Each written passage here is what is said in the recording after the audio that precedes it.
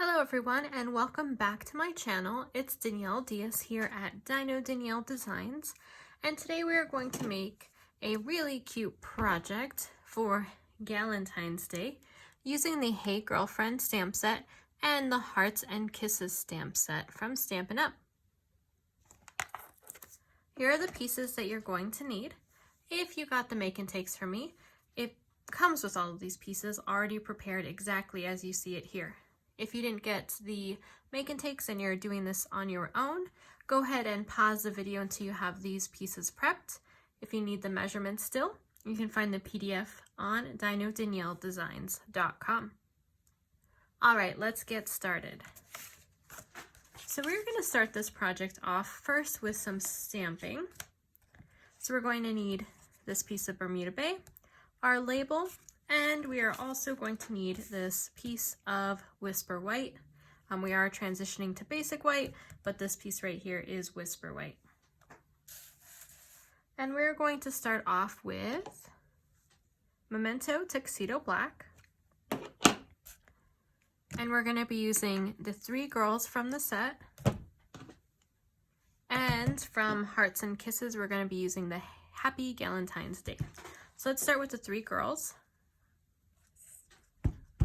And I am going to be fussy cutting these, so I want to get them pretty close on here. But not too close, because I am going to be cutting them separately.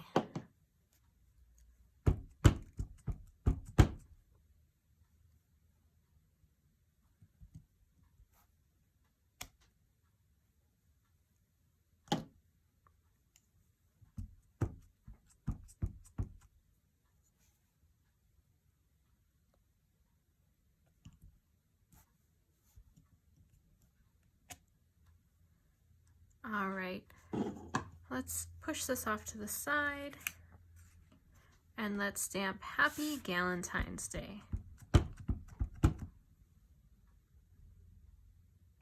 How many of you celebrate Galentine's Day? If you don't know what it is, I saw it originally on Parks and Rec, which is one of my favorite shows. My best friend told me to watch it and thought it would be one of my favorites, and she was right. I'm very much like Leslie Knope, and my best friend is very much like Ann Perkins. So we do celebrate Galentine's Day every year, and this year it might be a little different because of COVID, but we will still celebrate in some way. Ooh, we have one more thing to stamp.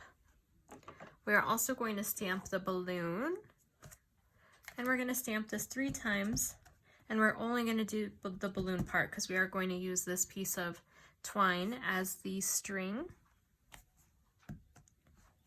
And we do want 3 balloons. There we go. All right, now we're done with our stamping. So let's go in and let's go ahead and start coloring these girls.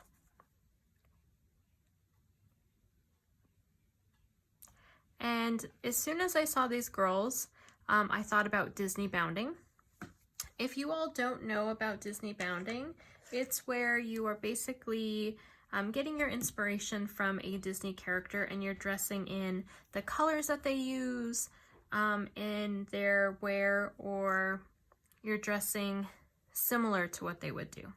So I'm going to start off with this one, and I'm going to color her dress as if she was Disney bounding for Aurora. I'm going to start off with some dark Flirty Flamingo,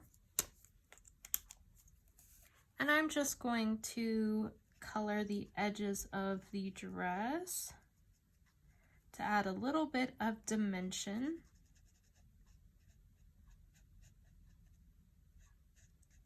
The reason why I chose this design for this card is because my best friend and I love Disney.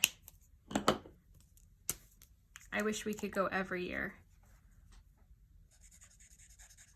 We live in New Mexico, so it's quite far. Disneyland and Disney World, they're both quite far. And then we also are dealing with COVID right now, so we're not able to travel.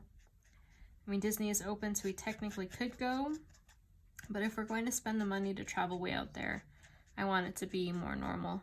So I'd rather just wait, save some money, and maybe get a better resort the next time we go.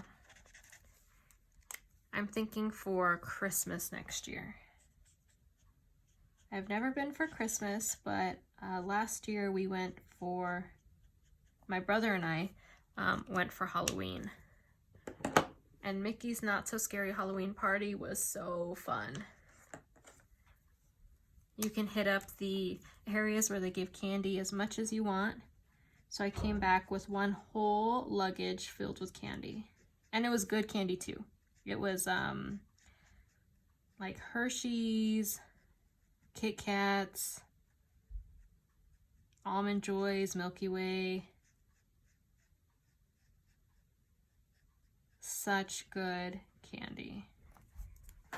And the party was so fun. They had fireworks.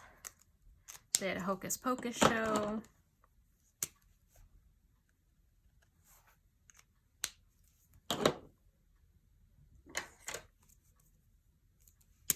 All right, let's add some yellow.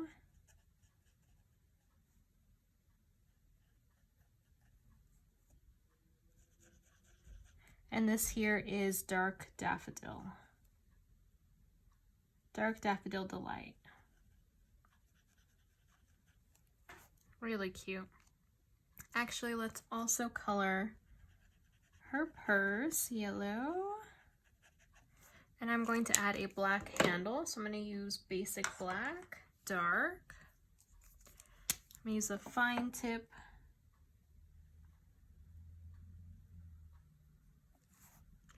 And now let's color her hair. And I'm gonna go with, let's see, I'm gonna go with soft suede. I'm gonna start with the dark, and I'm going to color in her roots. And I'm gonna follow some of these sketch lines as best as I can. Down her ponytail. And then I'm going to go in and blend with the light soft suede. And I'm going to blend in the direction of her hair, because I want it to still look like her hair is moving in one direction. I don't want any lines that are going the opposite way. We don't want any weird flyaways. All right, that looks good. Now let's color in her skin. And I am gonna go with ivory, and I'm gonna put a couple layers of it. So first I'm gonna outline her eyes to kind of stay away from the whites of her eyes. And other than that, I'm not gonna worry about avoiding her lips, because I can just cover them with some color. And if you haven't seen, I have created some color charts so you can see different skin tones and how to create them using the blends. And then there's also just a regular Stamping Blends color chart, so you can use all your blends to fill it in, and then you can compare the colors before you decide which ones you want to put on your project.